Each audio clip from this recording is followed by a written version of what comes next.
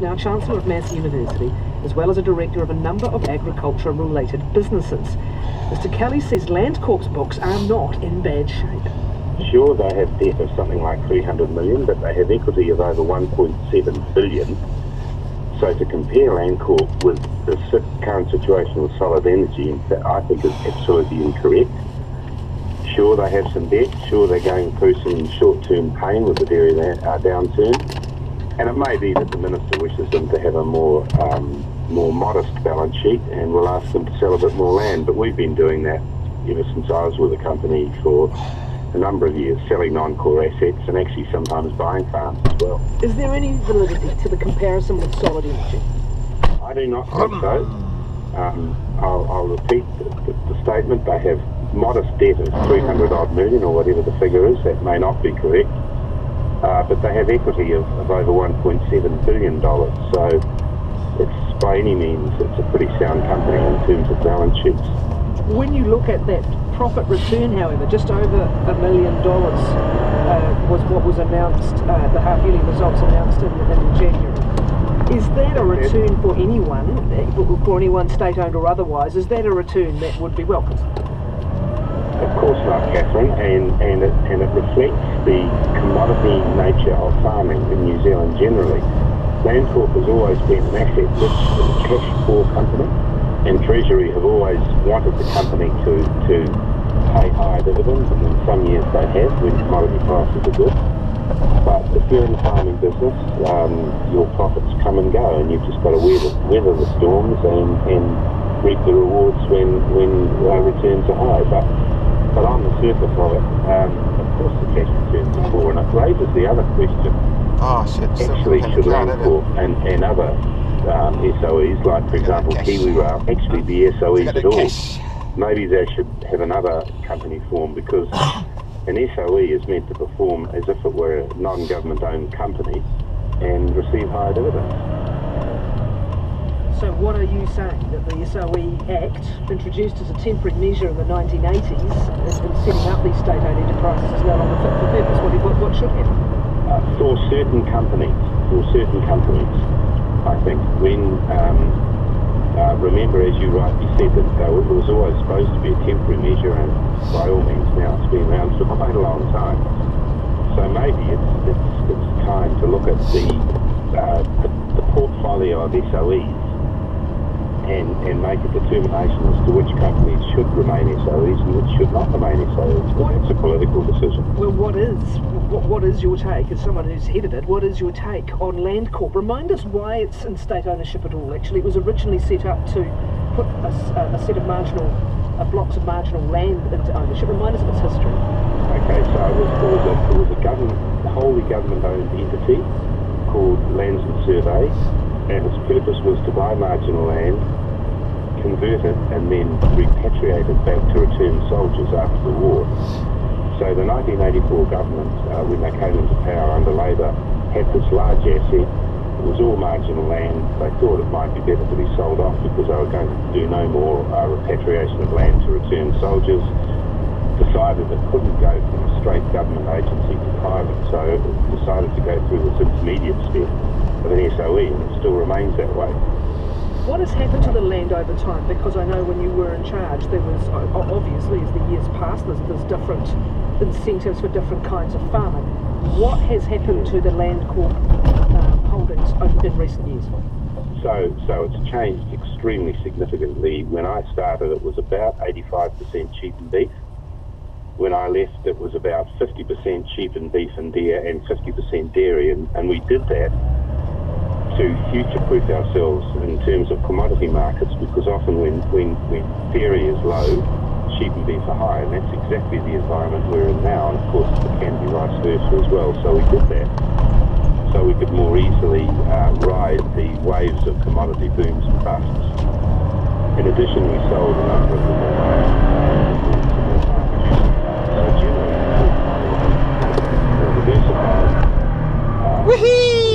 more risk-proof, if you like. See, that's like coffee. And the quality of the farm tends to be somewhat higher. Will Robinson. The problem is like all farms, often the cash returns are quite low, and if you're What would it take for someone to step out and be looking for a dividend and not wanting to ride the wave of capital gain, which is what normal farmers do, then you'd have to ask yourself, is it suitable to be in the SOE portfolio? And that's the political question I think that needs to be answered. There's also further conversion from forestry to dairy in the plans right now, 25 hectares I think. Yes. How much is the exposure of the portfolio to dairy and what's happened to the dairy price? How much do you think that is driving Bill English's? Doodle pip, young man. Oh look, I think that's part of it, I have to admit. Looks like a crappy day. Where would you like to be picked dairy up? will come back. We're in this bad downturn at present, as you well know, but in a couple of years we'll... Cool. 245 to 250. Sweet.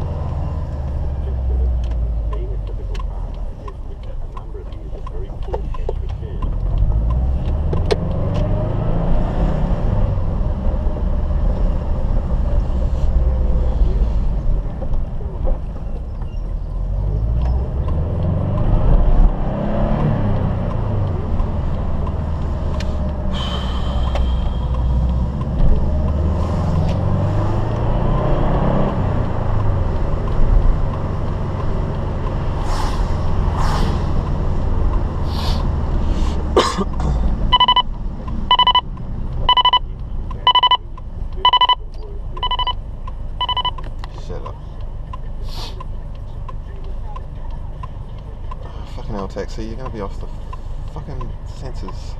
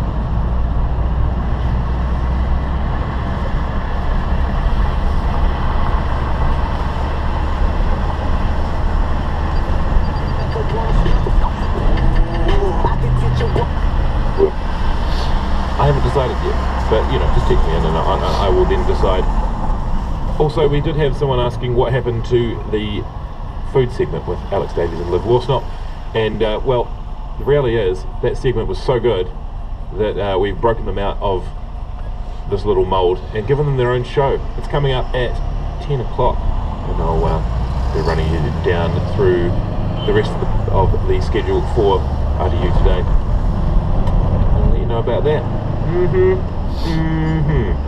Track now from Wax Motif, Your Eyes, featuring Totem. It's the VIP dub.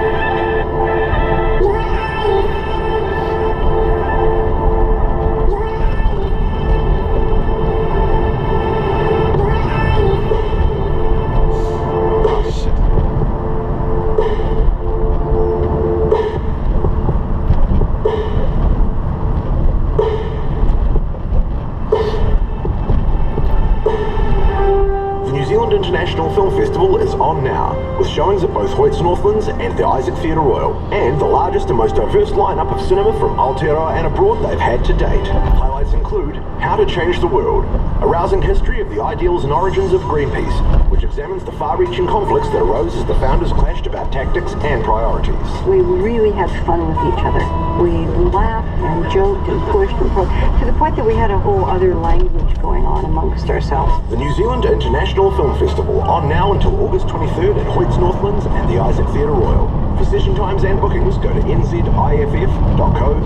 Instead of going out and have fun chilling somebody and trying to have fun and talking to each other while they're dancing. When was the last time you went out for a good shimmy as a dance? We'll get your chance this Friday at the Wunderbar as Little Wax in association with RDU present Wunder Disco. It's going to be a night of boogie, disco and tech house featuring Kitchen Collective, Matt Hoods, One Watt Crew, Willie Styles and Cafe Dre, transforming the back room with boosted sound, as well as rotten DJs in the front bar, making full use of Littleton's most iconic and out there establishment. Little Wax in association with RDU present Wunder Disco. This Friday at the Wunderbar, 9 PM till late, $10 on the door.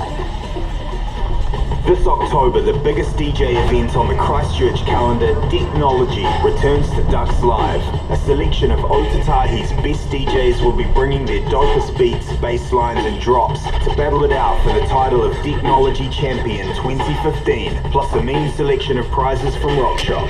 Entries are open now.